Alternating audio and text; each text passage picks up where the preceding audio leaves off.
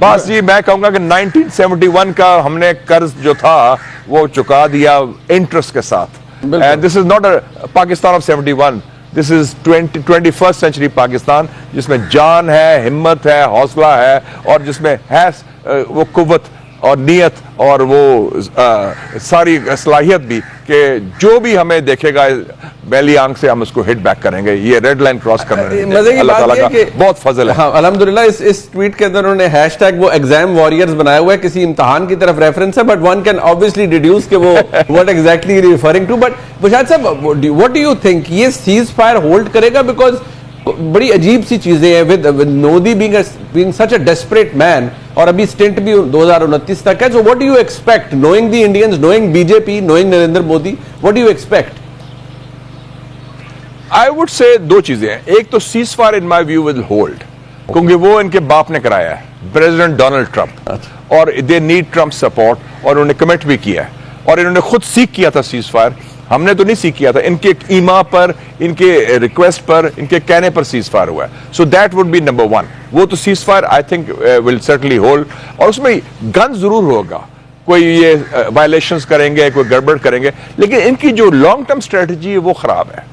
क्या है वो पाकिस्तान के बारे में? I call it the 3D strategy. Demonise Pakistan, Pakistan को बदनाम करो। डैमेज पाकिस्तान, पाकिस्तान को नुकसान पहुंचाओ। IMF पहुंच गए, FATF पहुंच गए, भाई तुम्हारा क्या ताल्लुक है IMF के साथ, वो कि पाकिस्तान को इमदाद ना दो। और तीसरा है डिस्टेबलाइज पाकिस्तान, दहशतगर्दी, रियासती दहशतगर्दी। तो उसके लिए तैयार होना चाहिए हमें। They will try to bleed Pakistan through these strategies, उसके लिए तैयार होना चाहिए। It's a no-win situation for no war, no peace situation, and it's a no-win for India, क्योंकि वो like conventional जो उनका था ना ब्लैकमेल, क्या था कि न्यूक्लियर पावर जैसे हम बन गए हैं, वो बराबरी की बुनियाद पर था। वो तो इक्वलाइजर है, इट्स नॉट क्वेश्चन ऑफ कितने बॉम्ब्स हैं, यू हैव द न्यूक्लियर। उन्होंने कहा कन्वेंशनल जो है इम्बैलेंस है, इसको हम लेवरेज करेंगे पाकिस्तान के खिलाफ। हमारी फौज बड़ी है, हमारे टैंक ज्यादा है, हमारे जहाज ज्यादा है, हमारी टेक्नोलॉजी बेहतर है, और नंबर ज्यादा है, तो वो भी हमने इक्वलाइज कर दिया, जो कन्वेंशनल लेवल पर डिटरेंस रीएस्टैब्लिश कर दिया। तो अब इनके लिए ऑप्शंस ये रह गए हैं। तो ये लो इंटेंसिटी कॉन्फ्लिक्ट गन करने की कैपेसिटी होगी, बट नो वॉर, एंड उसकी हम तैयारी करें। लेकिन टॉक्स भी होंगी, हम टॉक्स के लिए भी तैयार हैं। जंग तो मुसलत उन्होंने की थी, हम नहीं चाहते कि कोई जंग कंटिन्यू रहे। हम तो अमन चाहते हैं, मुज़ाकरात हों जो हर इशू पर हो, कश्मीर, इंडस वाटर्स, टेररिज्म। लेकिन जो असल बात है मुनीफ साहब, वो इनको खटकती है, वो पाकिस्तान का अपना वजूद है, जो हिंदुत्व के क्राउड की बात कर रहा हूं मैं, not the other people. Hindutva का जो है, इनकी सोच जो है अखंड भारत वाली सोच है। तो वो सोच जो है उसकी फूक निकली तो है। अखंड भारत का नक्शा बनाया हुआ है इन्होंने लोकसभा में, जिसमें म्यांमार, पाकिस्तान, अफगानिस्तान और सेंट्रल एशिया के रियासतें भी हैं। तो वो जो नजरियाती फॉरेन पॉलिसी है, जो नफरत और बुग़्ज़ की बुनियाद पर है, वो एक खतरा है। जैसे अरुंधति रॉय ने लिखा था न्यूयॉर्क टाइम्स में, the today in India RSS is the state.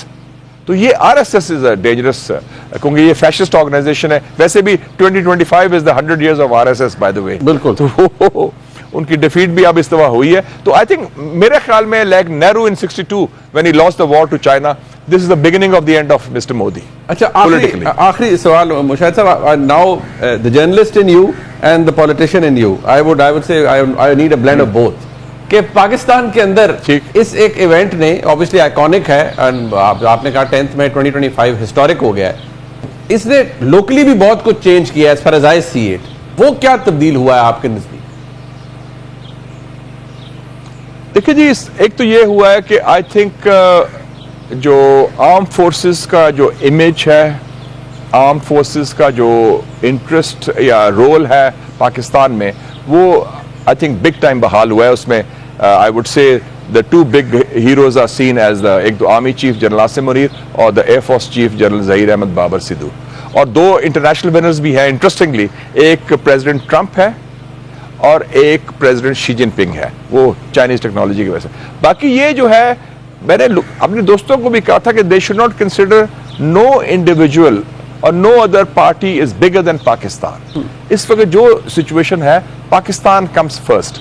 तो उस हवाले से मैं समझता हूं कि कुछ नेगेटिविज्म जो था, वो उसका अब खात्मा होना चाहिए। And I think lessons have been learned on all counts. तो ये जो विक्ट्री हुई है वो मैं समझता हूँ ultimately it is Pakistan victory and it's a good thing for the people of Pakistan, क्योंकि उनको एक रीबर्थ और रिवाइवल हुआ है, एक renewal of confidence in Pakistan and the future of Pakistan, जो बहुत बड़ी बात है और ये अल्लाह ताला का बहुत फजल है। अल्हम्दुलिल्लाह, बहुत शुक्रिया मुशाहिद साहब, आई एम वेरी ग्रेटफुल, आपने कीमती वक्त दिया जी। अच्छा मुशाहिद साहब, आपने क्योंकि बड़ा क्लोजली देखते हैं, ये आपने पहले भी प्रेडिक्ट किया कि Modi will blink and obviously that's what exactly happened, but अब इशू ये है कि और मैंने कहा था ट्रंप विल इंटरवीन, मैंने ये भी कहा था अमेरिका विल इंटरवीन, ऑल्दो हमें लग रहा था एक दिन पहले जेडी वैंस कह रहे हैं एक इंटरव्यू के अंदर कि कोई वो हमारा ताल्लुक नहीं है, ये we can not make them do stuff. But अब मुझे ये बताइए कि सर CNN पे I am sure you must have come across एक स्टोरी है अबाउट सम क्रिटिकल इंटेलिजेंस जो कि मिली अमेरिका को and obviously they rush to, या इंडिया ने उनको रश किया है, जो भी था। अब मोदी ने आज अपनी स्पीच में कहा है कि हम न्यूक्लियर किसी उससे ब्लैकमेल नहीं होंगे, यहां डिफेंस मिनिस्टर कह रहे हैं we never even got close to it. So exactly what can you assess कि क्या हुआ होगा दैट स्ट्रक द अमेरिकन्स और स्ट्रक द इंडियंस?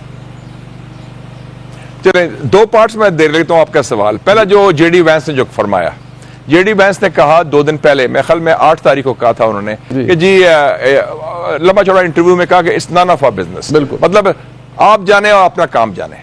मैंने किसी टीवी चैनल से मुझे पूछा कि ये तो बयान आ गया उनके नायब सदर का, मैंने कहा मैं इसको खैर मकदम करता हूं, मैं वेलकम करता हूं। इसका मतलब है अमेरिका अब न्यूट्रल है और एज लॉन्ग एज के अमेरिका हिंदुस्तान का साथ ना दे, मैंने कहा हिंदुस्तान से हम अकेले निबड़ लेंगे, हम अकेले काफी हैं इंशाल्लाह। और ये मुझे खुशी हुई, नंबर 1। दूसरी बात हुई, देखें जी ये जंग जो हुई, जंग तो नहीं झड़प कह लें, बहुत सीरियस, और जो इंडिया ने जारियत की पाकिस्तान के खिलाफ, ये 10 तारीख को सुबह 2 बजे से शुरू होकर शाम को 5 बजे, so we are talking of रफली 15 hours.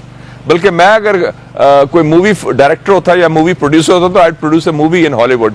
15 hours that change south Asia, पूरी जो साउथ एशिया का लैंडस्केप है और हिंदुस्तान पाकिस्तान ताल्लुकात, उसकी बुनियाद जो है तब्दील होगी ये 15 घंटे में। 2 बजे उन्होंने हमला किया, जारियत की, 4:30 हमारा जवाब शुरू हुआ और हमने उनका तिया पांचा कर दिया। हर लेवल से जवाब उन्होंने 6-7 जगह किया, हमने 26 जगह किया। दिल्ली में ड्रोन्स जा रहे हैं हमारे, उनकी सारा इलेक्ट्रिसिटी ग्रिड बंद हो गई है, उनके S-400 अटैक हो रहे हैं, सारा हो रहा है। तो कोई 10:30 बजे आप ही के चैनल में शायद मैंने खबर सुनी जी कि नेशनल कमांड अथॉरिटी का इजलास बुला लिया गया। जी। जब ये खबर आई, नेशनल कमांड अथॉरिटी का मतलब है कि जो हमारा एक कमांड बना हुआ है, जब से हम न्यूक्लियर पावर बने थे, आपको याद है 1998 में मियां साहब प्राइम मिनिस्टर थे, मैं इंफॉर्मेशन मिनिस्टर था, we were the chief spokesman उस वक्त। तो उसके बाद हमने कहा कि as a responsible nuclear power हम एक सिस्टम बनाते हैं, नेशनल कमांड अथॉरिटी, जो अंडर द प्राइम मिनिस्टर होता है, उसमें सारे सर्विस चीफ होते हैं, उसमें न्यूक्लियर एसेट्स का हवाले से वो 2000 से चल रहा है, बड़ा कामयाब सिस्टम है, 25 सालों